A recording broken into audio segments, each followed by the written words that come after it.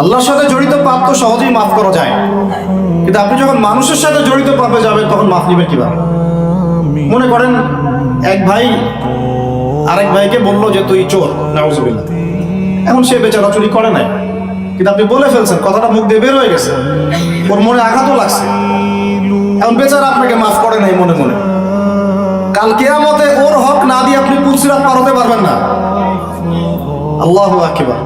আল্লাহ পাকের ইনসাফ এবং বিচার এত সূক্ষ্ম হবে। কত সূক্ষ্ম আপনাকে আমি একটা হাদিস থেকে খালি বলি, 1 মিনিট।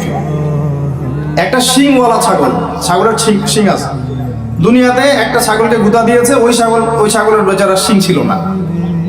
মানে একটা শিংওয়ালা ছাগল একটা শিংহীন ছাগলকে গুঁতা দিয়ে অন্যায়ভাবে, আল্লাহ পাক কিয়ামতের দিন ওই শিংহীন ছাগলকে শিং দিয়ে বলবেন, তুই গুঁতা দিয়ে প্রতিশোধ নিয়ে নাও, বদলা নিয়ে নাও।